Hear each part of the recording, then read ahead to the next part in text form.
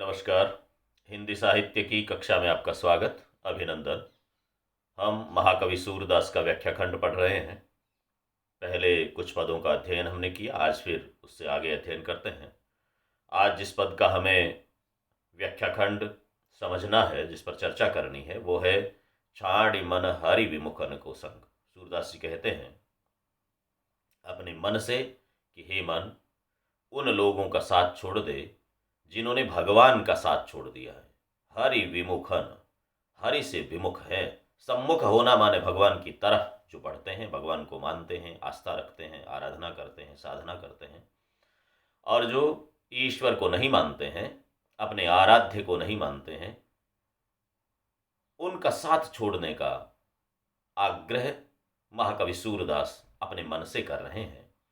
और मैंने पहले भी आपसे विद्यार्थियों से ये बात साझा की कि जब भी रचनाकार अपने मन से कुछ कहता है, स्वगत कथन करता है, इसका मतलब ये हुआ कि वो आम जन के लिए बात कह रहा है। हर व्यक्ति अपने मन से ये पूछे, अपने मन से ये कहे, अपने मन में दृढ़ संकल्पित होकर के बात करे कि हमें उन लोगों का साथ छोड़ देना चाहिए जो भगवान को नहीं मानते हैं। अपने यहाँ राजस्थानी लोक में कहावत है कि जो राम को सर पे नहीं रखता उसे हम क्यों सर पे चढ़ाएं। जो माथे पर राम नहीं रखता है वो व्यक्ति कभी भी इंसान हो ही नहीं सकता, मनुष्यत्व के विरुद्ध से विभूषित नहीं हो सकता, वो मानवता का पालक नहीं हो सकता। इसलिए ऐसे व्यक्ति से दूर रहना चाहिए। महाकवि सूरदास के इस पद का ये संदेश है, इस पद की ये पृष्ठभूमि है। इस भावभूमि में हम इस पद को पढ़ते हैं।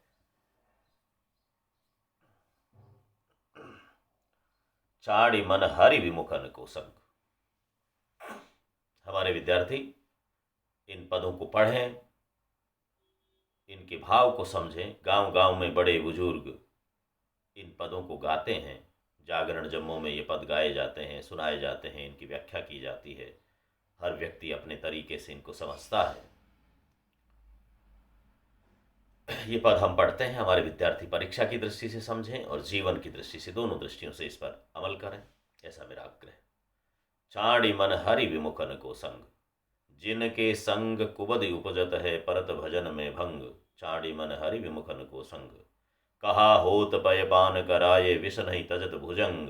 काग ही कहा कपूर चुगाए, स्वान नभाए गंग। छाड़ी मन हरि विमुखन को संग, खर को कहा अर्गजा लेपन, मरकट भूषण अंग। गज को कहा नवाये सरिता, बहुरी धरे खही छंग। छाड़ी मन हरि विमुखन को संग, और पाहन पतित बान नहीं बेधत, रीतो करत निखंग। सूरदास खलकारी कामर, चढ़तन दूजो रंग। छाड़ी मन हरि विमुखन को संग। सूरदास जी कहते हैं कि हे मेरे मन, तुम ईश्वर की भक्ति से विमुख रहने वाले लोगों से दूर हो जाओ, उनका साथ छोड़ दो। छाड़ी मन हरि विमुखन को, भगवान की भक्ति से, ईश की भक्ति से, अपने इष्ट को नहीं मानने वाले लोगों से दूर रहना भला है, उनका साथ छोड़ दे। कारण क्या है, क्यों छोड़ देना चाहिए? जिनके संग कुबद उपजत है, उनके साथ यदि तू रहेगा तो दुर्बुद्धि पैदा होगी। कु दुष्टता के लिए आता है, बुरे के लिए आता है। सुफल कुफल, सुफल माने अच्छा फल, कुफल माने बुरा फल। तो कु जहाँ पर उपसर्ग लगता है वो दुष्टता का, बुराई का, हानि का, अनहित का पर्याय बन जाता है। तो जिनके संग कुबुद्धि उपजत है, बुद्धि से बुद्धि, दुर्बुद्धि आती है, गलत बुद्धि आती है। और परत भजन में भंग, और भजन में भंग पड़ता है, भगवान की आराधना में, साधना में, उपासना में भंज आता है, रोक अवरोध आ जाती है। इसलिए ऐसे लोगों का साथ छोड़ देना चाहिए, क्योंकि भगवान से विमुख लोग आपके पास में यदि आएंगे तो आपको भी भगवान की भक्ति से दूर कर देंगे, आपको भी अच्छे काम से दूर कर देंगे, सन्मार्ग पे आपको रहने नहीं देंगे। क्योंकि उनका तो काम ही दूसरा है, दुष्टता तो उनके हर हर सांस सांस में बसी होती है। इसलिए वो हर जगह पर आपको भी अपने मार्ग से कहीं न कहीं च्युत करेंगे। ऐसा आपको समझ करके उन लोगों का साथ छोड़ देना चाहिए। क्योंकि यहाँ पर यह संकेत भी है, सूरदास जी कहना चाहते हैं आप किस किस को सुधारोगे। उपेक्षा भाव ही रखना चाहिए, दुष्टों के प्रति उपेक्षा का भाव रखिए। क्योंकि सज्जन यदि दुर्जन से लड़ना शुरू करे तो दुर्जनता के सामने सज्जनता हमेशा कमजोर पड़ती आई है। क्योंकि सज्जनता मर्यादाओं में बंधी होती है, नियम कानून कायदे में बंधी होती है, और दुष्ट दुर्जन किसी तरह के नियम कानून को नहीं मानते हैं। इसलिए दुष्ट हमेशा कहीं न कहीं हावी हो जाते हैं। तो दुष्टों की उपेक्षा करने में ही फायदा है। इसलिए सूरदास जी कहते हैं ऐसे लोगों का साथ छोड़ देना चाहिए। और आगे ये कहते हैं कि यदि मन में आपको कहीं वहम है कि साहब हम सुधार लेंगे, क्या हुआ भगवान से विमुख हैं, तो ऐसे बहुत कम लोग सफल हो पाते हैं जो दूसरों को सुधार ले, अन्यथा खुद के जीवन में जहर घुलता चला जाता है, व्यक्ति खुद ही दुखी हो जाता है। सूरदास जी एक एक कर उदाहरण देते हैं। वो कहते हैं, कहा होत पय पान कराए विष नहीं तजत भुजंग। सांप का उदाहरण देते हैं। वो कहते हैं जो भुजंग है, जो सर्प है, वो सर्प जहर रखता है, उसके स्वभाव ही जहरीला है, उसके हर श्वास श्वास में जहर बाहर निकलता है, वो विष का वमन करता है। इसलिए उस सांप को आप कहते हैं कि नहीं साहब, मैं इसे जहर से मधु में परिवर्तित कर दूंगा, ये तो अमृत निकालने लगेगा, इसके सांस सांस में अमृत भर दूंगा। ऐसा यदि आप प्रयास करेंगे तो सूरदास जी कहते हैं, कहा होत पय पान कराए। आपने दूध पिलाना शुरू किया सांप को, पय कहते हैं दूध को, आपने दूध पिलाना शुरू किया, उसके बावजूद सर्प कभी भी जहर को त्यागता नहीं है। विष नहीं तजत भुजंग, वो विष का त्याग नहीं करता। उसी तरह से दुष्ट व्यक्ति आपके नीति वचनों को, आपकी अच्छी बातों को, आपके हितकर वार्तालाप को, उस सुभग संवाद को कभी भी समझेगा नहीं, अपने आचरण में ढालेगा नहीं। इसलिए उसका साथ छोड़ने में ही भलाई है, क्योंकि आप खुद विचलित हो जाओगे, आपके जीवन में अवरोध, अवखाइयाँ, बाधाएं आएंगी। इसलिए आपको उनका साथ छोड़ देना चाहिए। अगला उदाहरण कौवे का देते हैं। सूरदास जी कहते हैं, काग ही कहा कपूर चुगाए और स्वान नवाए अंग। कुत्ता और कौवा, कौवा बदबूदार चीज़ों में जाके चोंच मारता है। कौवे की आदत है, गंदगी उसको पसंद है। इसलिए भले ही आप कपूर, कपूर में खुशबू आती है, कपूर रख दो एक तरफ, खुशबू आ रही है, लेकिन कौवा कपूर को चुगने के बाद भी वापस जाके गंदगी में, कचरे में, भिष्टे में अपनी चोंच देता है। उसकी आदत है। आपने किसी दुष्ट को कितनी ही अच्छी बात कही हो, कितना ही अच्छा भोजन करवाया हो, कितना ही कुछ कर दिया हो, लेकिन वो गंदगी में जाए बिना रहेगा नहीं, वो संस्कार लेगा ही नहीं, उसकी आदत ही वो है। और स्वान नवाए गंग, कुत्ते को आपने गंगा में स्नान करा दिया। गंगा स्नान से बड़ा तो अपने यहाँ पर कोई महात्म्य माना ही नहीं गया, कोई स्नान है ही नहीं। गंगा में स्नान करवा करके छोड़ते ही कुत्ता जा करके कीचड़ में लौटता है, गंदगी में लौटता है, वो फिर से कभी पवित्र रह ही नहीं पाता। इसलिए आप उनका साथ छोड़ने में ही ठीक समझें, क्योंकि उनको आप बदल नहीं सकते, उनके स्वभाव को परिवर्तित नहीं कर सकते। खर को कहा अर्गजा लेपन, मरकट भूषण अंग। गधा और बंदर, दो का उदाहरण देते हैं। खर माने गधा और मरकट माने बंदर। खर को कहा अर्गजा लेपन, गधे की भी आदत क्या है, वो जो कचरा हम घर से निकाल करके, आजकल तो कम चीज़ें हो गई क्योंकि गैस आ गए, स्टोव आ गए, लेकिन पहले जब लकड़ियाँ जलाई जाती थी चूल्हे में, तो वो लकड़ी से राख बनती थी। उस राख को चूल्हों से निकाल करके सुबह सुबह माताएं बहनें एक कचरा स्थल पे डालती थीं, और गधे वहाँ लौटते हैं उस राख में, उनको आनंद आता है उस राख में लौटने में। इसलिए कवि कहते हैं सूरदास जी, खर को कहा अर्गजा लेपन। अर्गजा चंदन जैसा सुगंधित द्रव्य, उस चंदन को लगाया उस पर, गधे को चंदन का लेप कर दिया। खुशबू आ रही है आराम से, चंदन जहाँ भी होता है खुशबूदार कर देता है। मलया गिर मंजार हर कोई तरु चंदन हुए, संगत लेह सुधार रूखड़ लाने राजिया।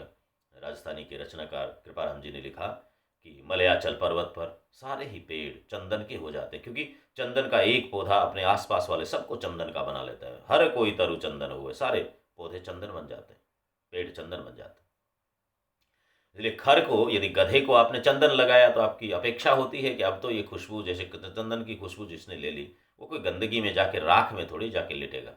लेकिन गधा जैसे ही छूटता है, गधे के ऊपर आप चंदन लाद करके लाए, खर चंदन जस भारा, गधे पर चंदन का भार लेकर के आओ और भार उतारो, गधा जाके राख में लौटेगा। उसको चंदन की खुशबू कभी प्रभावित ही नहीं कर सकती, उसके स्वभाव में परिवर्तन नहीं ला सकती।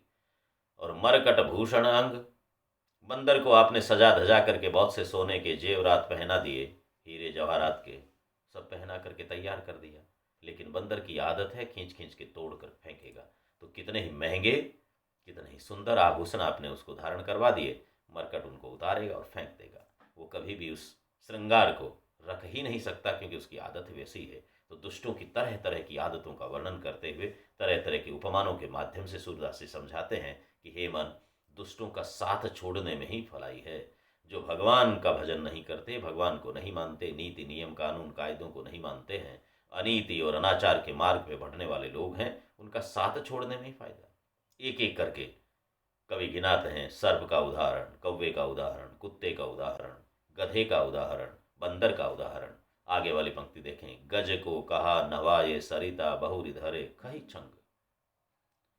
हाथी को आपने नदी में नवा दिया, आराम से स्नान करवाया, बिल्कुल बहुत बढ़िया से साबुन आबुन लगा करके बिल्कुल नवा दिया, स्नान करवा दिया, साफ सुथरा।